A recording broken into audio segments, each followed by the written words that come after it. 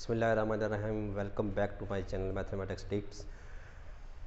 Dear student, today we discuss lecture number 1 Mathematics 9th Arts Group Unit number 8. आज के इस lecture में हम सेट्स एंड फंक्शंस के मतलब कुछ डेफिनेशंस हैं उनको हम पढ़ेंगे और उनको एग्जांपल्स की मदद से हम सीखने की कोशिश करेंगे। तो पहले हमारी डेफिनेशन है सेट्स। सेट क्या हैं, इम्पोर्टेंट सेट्स, अहम सेट कौन से हैं, ऑपरेशंस ऑन सेट, फिर हम देखेंगे सेटों पर अवामल, उनके ऑपरेशंस कौन से हैं, properties of union and intersection of sets, सेटों के यूनियन और तकाते की ख्वास ये सीखेंगे, वेन अशकाल की डेफिनेशन को सीखेंगे और डी मॉर्गन के कवानीन को हम सीखने की कोशिश करेंगे। इनकी डेफिनेशन हम देखेंगे सबसे पहले, फिर इनको हम एक्सरसाइज में अप्लाई करेंगे। तो पहली डेफिनेशन की तरफ चलते हैं। सेट क्या है? Collection of well defined and distinct objects is called set. वाज़े मुतारफ एशिया का इज्तिमा या कट सेट कहलाता है। फॉर एग्ज़ाम्पल हॉकी टीम की अगर हम बात करते हैं, हॉकी टीम में जितने प्लेयर होते हैं वो मिलकर एक सेट बनाते हैं।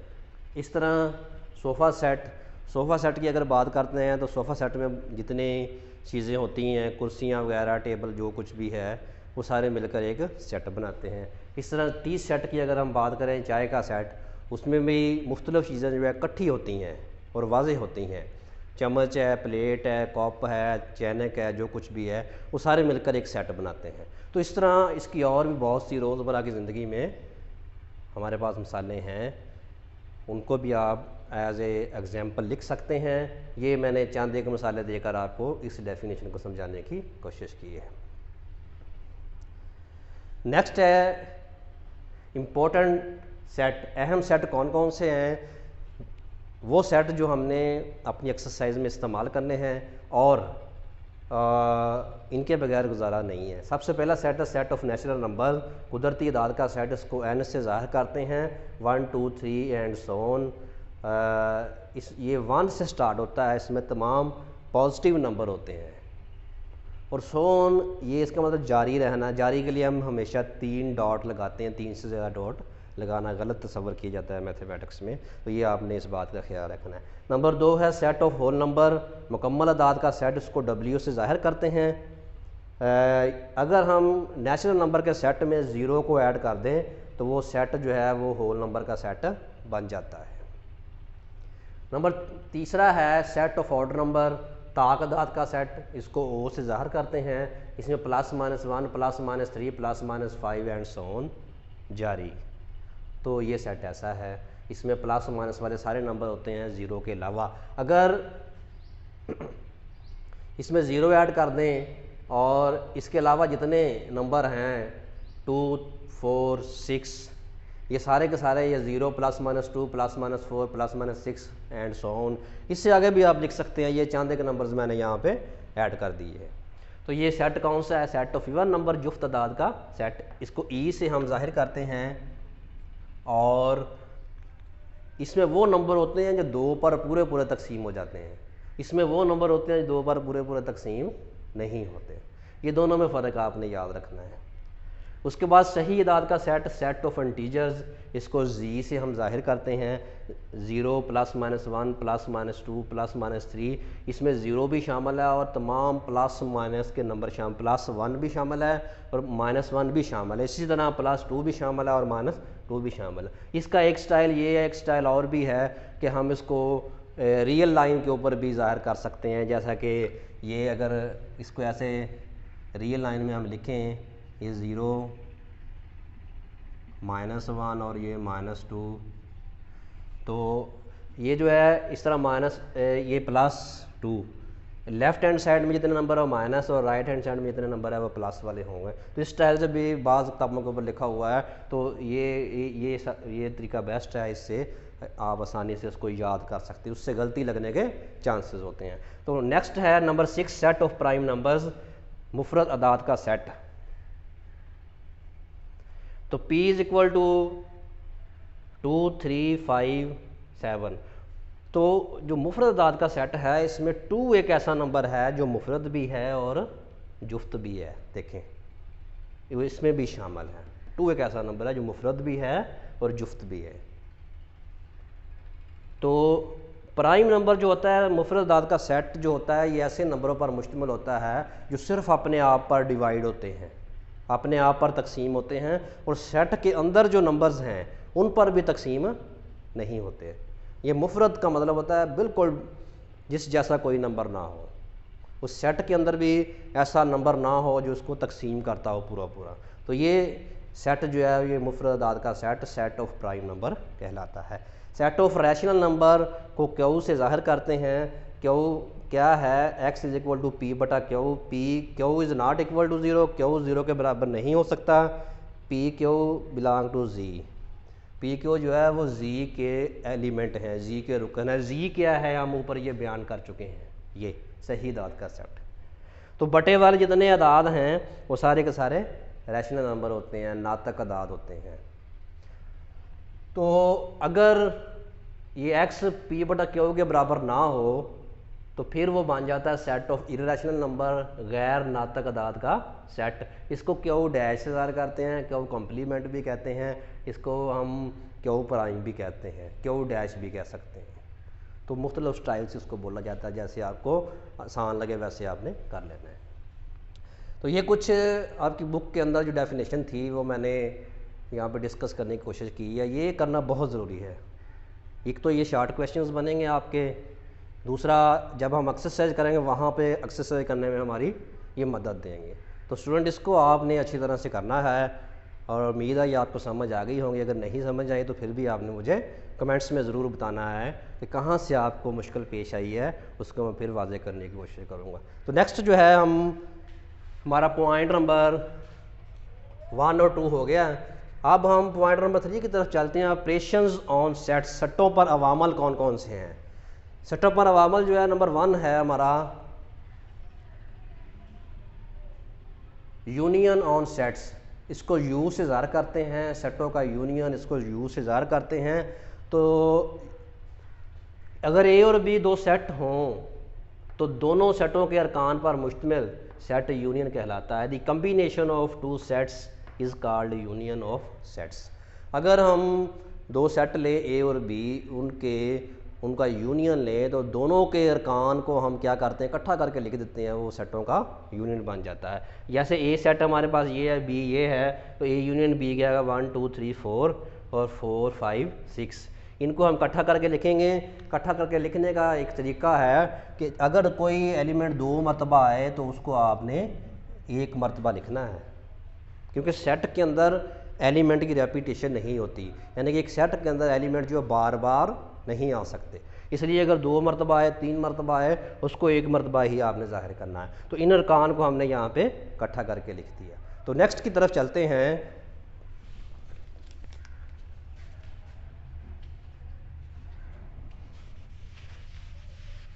नेक्स्ट हमारा है कि सेटों का इंटरसेक्शन क्या होता है।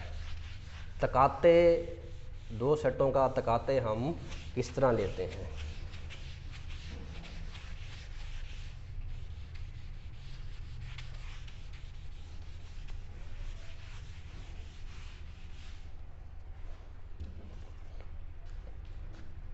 अभी हमारा तीसरा पॉइंट चल रहा है स्टूडेंट, ऑपरेशन ऑन सेट्स। पहला हमने ये वामल पढ़ा है ए, यूनियन ऑफ सेट्स। दूसरा हम यहाँ पे पढ़ेंगे बी, इंटरसेक्शन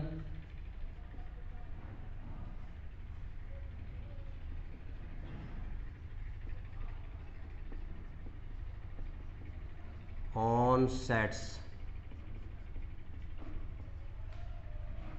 सेटों का तकाते।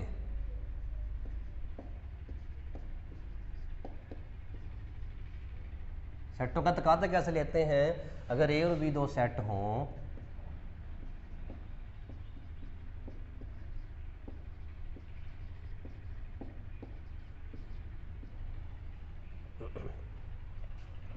तो ए और बी के सेटों में मुश्तरिक अरकान पर सेट सेटों का तकाते कहलाता है।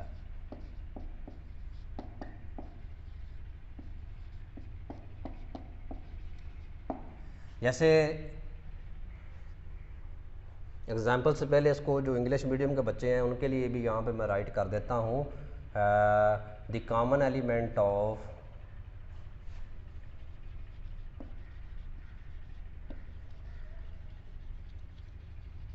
common elements of two sets is called intersection of sets।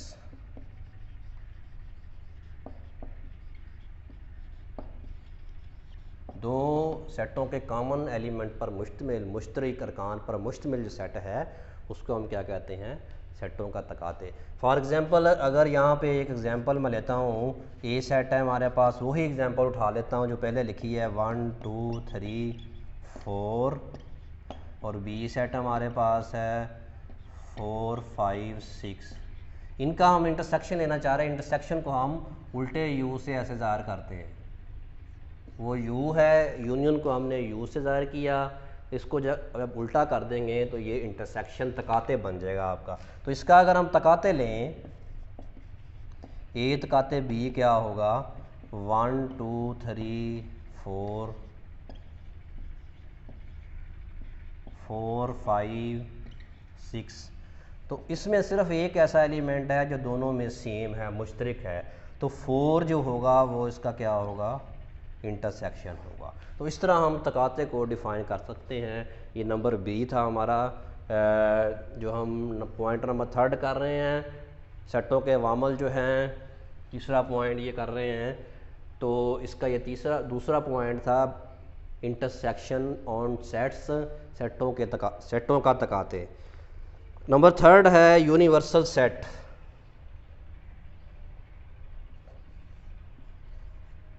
Universal set क्या है, एक बड़ा सेट होता है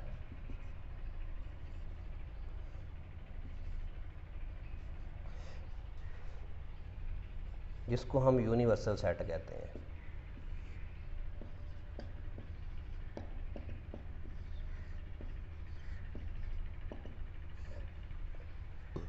उसको सबसे पहले हम इसकी तारीफ़ करते हैं।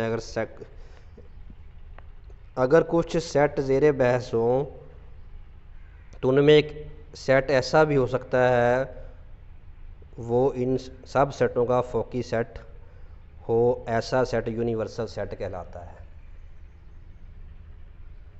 या दूसरे अल्फाज में हम कह सकते हैं जो बिग सेट होता है, बड़ा सेट होता है, उसको हम यूनिवर्सल सेट कहते हैं। सेटों में जो सबसे बड़ा सेट है, सेटों में सबसे बड़ा सेट यूनिवर्सल सेट कहलाता है। लेकिन वो सेट जो ज़ेरे बहस सेट हो, ज़ेरे बहस सेट वो सेट जिनके ऊपर हम बहस कर रहे हैं, उसमें जो बिग सेट होगा हमारा, उसको हम यूनिवर्सल सेट कहते हैं। जैसा कि यूनिवर्सल सेट अगर हमारे पास कोई सेट हो, एग्जांपल के तौर पर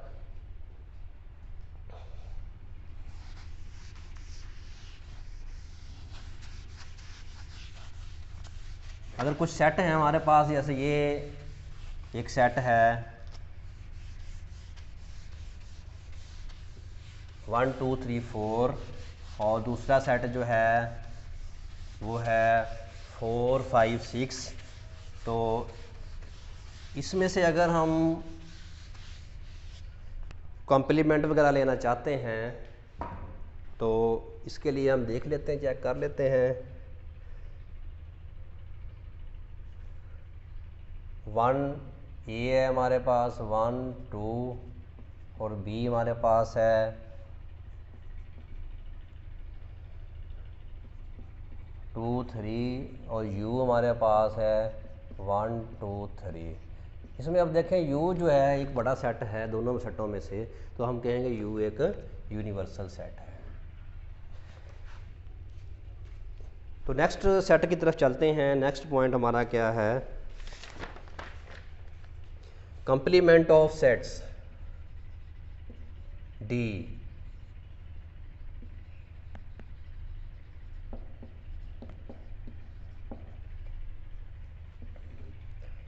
सेट का कंप्लीमेंट,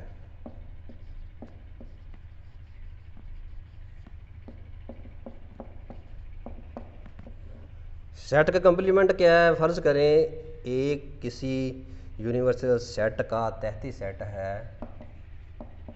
फ़र्ज़ किया ए किसी यूनिवर्सल सेट का तहती सेट है,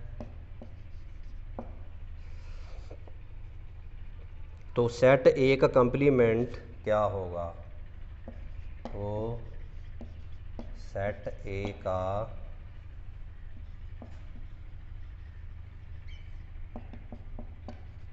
कंप्लीमेंट क्या होगा?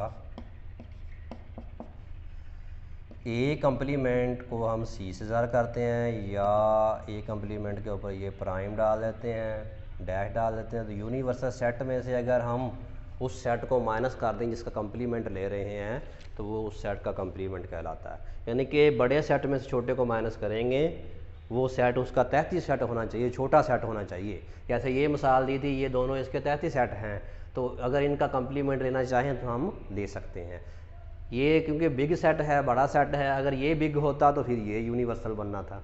तो इसको हम यूनिवर्सल को यू से हम ज़ाहिर कर लेते हैं। तो यूनियन और है, यूनिवर्सल सेट और है। तो इस तरह हम मुख्तलिफ सेट्स के कंप्लीमेंट ले सकते हैं। तो कंप्लीमेंट को एक सी, ए सी या ए डैश से ज़ाहिर करते हैं। तो ए का अगर कंप्लीमेंट लेना है यू में से माइनस करना, अगर बी का कंप्लीमेंट लेना है तो हमने उसको यू में से माइनस करना है। तो इस तरह हम सेट के कंप्लीमेंट को डिफ़ाइन करते हैं। उसके बाद नेक्स्ट हमारा है ई, सेटों का difference, difference of two set.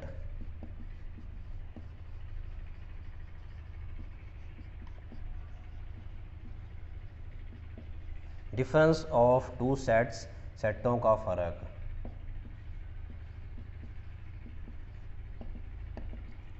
तो सेटों का फ़र्क क्या है, इसको एक एग्जांपल से हम वाज़े करते हैं। अगर ए हमारे पास सेट है 2 3 4 5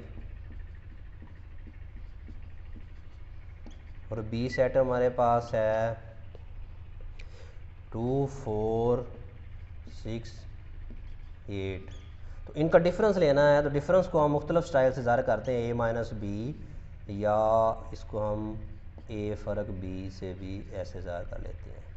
ये है, तो ए सेट पहले लिखेंगे 2 3 4 5 माइनस, फिर बी लिखेंगे 2 4 6 8।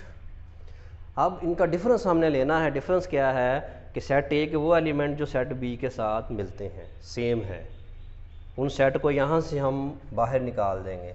अब देखना 2 उसमें है, इसको आउट कर देंगे, 3 नहीं है, वो नीचे हम लिख लेंगे। इस तरह 4 भी उधर मौजूद है, दोनों में सेम एलिमेंट जो है वो उसको निकाल देंगे। 5 जो है इधर है, उधर मौजूद नहीं है। तो यानी कि कहने का मकसद ये है कि ए सेट के वो एलिमेंट जो सेट बी से मिलते हैं, ए में से वो निकाल देंगे, बाकी जो ए सेट के एलिमेंट बचेंगे वो नीचे लिख लेंगे, वो हमारा ए डिफरेंस बी होगा, ए फ़र्क बी होगा। दो सेटों का फ़र्क हम इस तरह मालूम कर सकते हैं। तो ये पॉइंट नंबर 3 था कि ऑपरेशन ऑन सेट्स, सेटों पर अवामल क्या है। कुछ हमने यहाँ पे ये डिस्कस किए। जब हम एक्सरसाइज की तरफ जाएंगे तो वहाँ पे हमें इसकी बहुत ज़रूरत होगी। और ये डेफिनेशन है, ये शॉर्ट क्वेश्चन है, इसकी जो आर्ट्स ग्रुप के बच्चे हैं उनको बहुत ज़रूरत होती है, क्योंकि ये डेफिनेशन से ही उनके मार्क्स अच्छे बनते हैं। तो आपने ये अच्छे तरीके से इसको देखना है, हर डेफिनेशन की एग्जांपल भी देनी है और एग्जांपल के साथ आपने इसको सॉल्व करने की कोशिश करनी है। नेक्स्ट प्रॉपर्टी नंबर 4 को डिस्कस करेंगे। पॉइंट नंबर 4 को डिस्कस करेंगे students, properties of union and intersection of sets. सेटों के यूनियन और तकाते के ख़वास कौन कौन से हैं, इसको हम देखते हैं नंबर 4 में। पहली प्रॉपर्टी है यूनियन को हम चेक करते हैं।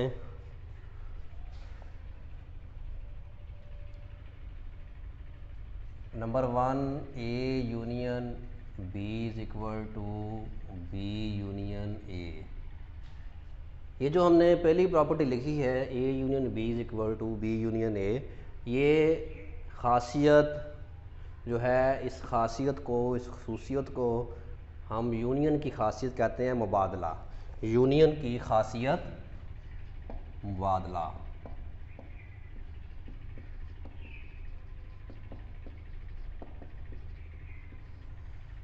अगर इंग्लिश में लिखना है तो इसको हम कह सकते हैं law of commutative law of union.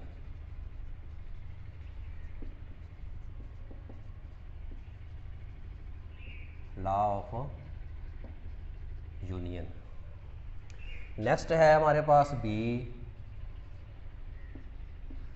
A union B union C. अगर 3 सेट हमारे पास हो, A union B union C, तो इस प्रॉपर्टी को हम कहते हैं एसोसिएटिव प्रॉपर्टी।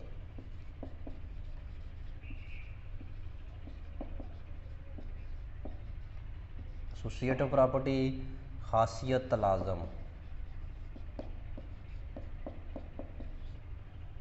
ये प्रॉपर्टीज इसलिए याद करनी है ताकि ये अगर आपको पता होगा कौन सी प्रॉपर्टी है, एक्सरसाइज में जब क्वेश्चन करेंगे तो आपको पता चल जाएगा कि ये हमने पीछे पढ़ ली है, पढ़ चुके हैं। और अगर ये MCQs में है तो वहाँ पे भी आप इस्तेमाल कर सकते हैं, आराम से आपको इस प्रॉपर्टी का नाम का पता चल जाएगा।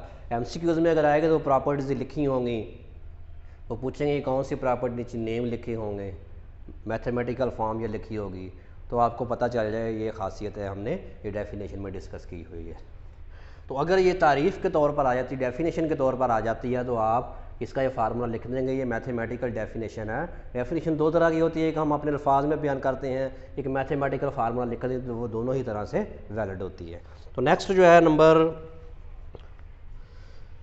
ये हमने यूनियन का किया।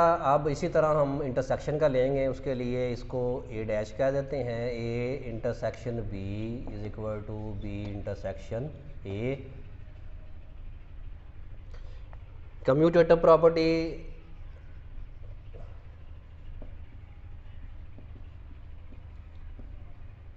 प्रॉपर्टी ऑफ यूनियन, खासियत मुबादला। बी डैश क्या है, ये नाम मैंने रखे हुए ताकि फ़र्क दोनों में रहे। A intersection B intersection C बराबर है A intersection B intersection C. तो ये ए तकाते बी तकाते सी पहले आखिरी 2 ब्रैकेट में है, दूसरी और तीसरी ब्रैकेट में है, तो दूसरी तरफ जो राइट हैंड साइड है उसमें पहली 2 ब्रैकेट में है।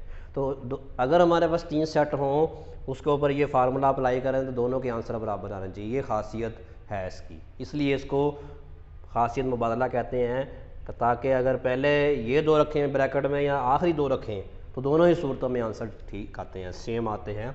यूनियन के लिए भी इसी तरह है। तो इसका ये एसोसिएटिव प्रॉपर्टी होगी किसकी, ये इंटरसेक्शन की। Associative property of intersection, associative property of intersection, associative property of union, इसको भी हम ऐसे लिख सकते हैं। तो ये थी, ये पॉइंट नंबर 4 था कि यूनियन और इंटरसेक्शन के जो ख्वास है वो कौन से है। ये ख्वास आपने इसी तरह ये फार्मूलों की शक्ल में आपने याद रखते हैं। तो नेक्स्ट हम देखते हैं पॉइंट नंबर 5, वेन डायग्राम क्या होती है।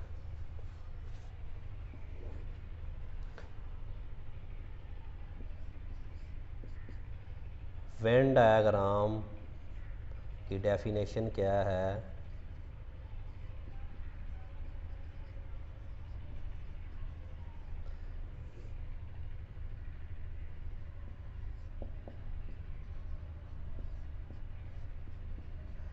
वेन डायग्राम जो था, एक मैथमेटिशियन था जिसका नाम जॉन वैन था।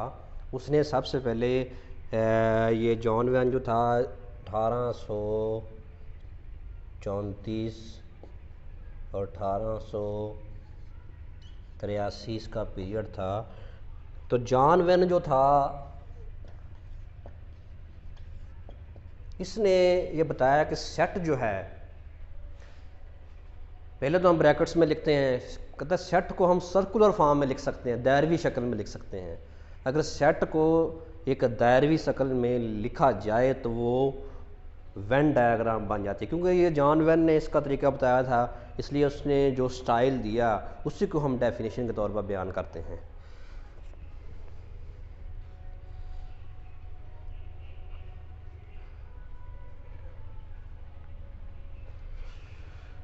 जॉन वेन ने क्या बताया कि सेट्स को या सेटों को दायरवी शक्ल में लिखने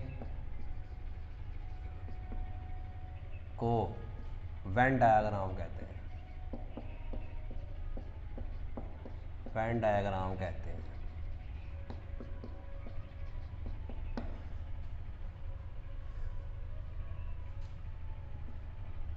Sets which describes in circular form। अगर सेट को हम सर्कुलर फॉर्म में डिस्क्राइब करें, बयान करें, तो फिर हम कहते हैं, राइट करें, तो फिर हम कहते हैं वो जॉन वेन का एक आइडिया है, जॉन वेन की जो उसने बयान किया है वो बयान है, स्टेटमेंट है, तारीफ़ है ये। तो उसके लिए उसने कहा कि जो यूनिवर्सल सेट है वो उसको एक मुस्ततील फॉर्म में लेता है, उसको यू कहता है, फिर उसके अंदर एक सेट जो है ए है उसको लिखता है। तो ये ए जो है ये वेन डायग्राम है। यू जो यूनिवर्सल सेट है उसको एक मुस्ततील फॉर्म में, रेक्टेंगुलर फॉर्म में लेता है। तो ये थोड़ा सा आइडिया मैंने दिया है, स्टूडेंट साहब ने ये डेफिनेशन ही याद रखनी है कि सेटों को दायरवी शक्ल में लिखने को वेन डायग्राम कहते हैं। तो बाकी जो इसके आइडियाज़ हैं, अगर एक्सरसाइज में क्वेश्चन होगा तो हम लोग उसको देखेंगे। फ़िलहाल आपने डेफिनेशन की लिमिट तक रहना है। तो ये वेन डायग्राम जो है ये तमाम प्रॉपर्टीज़ के ऊपर हम अप्लाई कर सकते हैं। तो नेक्स्ट पॉइंट जो है हमारा लास्ट है कि डी मॉर्गन्स लॉ क्या होते हैं।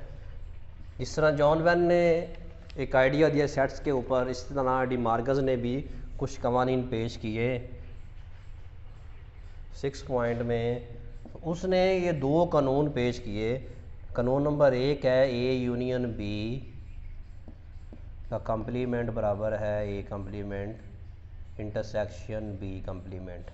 नंबर 2 है A intersection B complement is equal to A complement union B complement.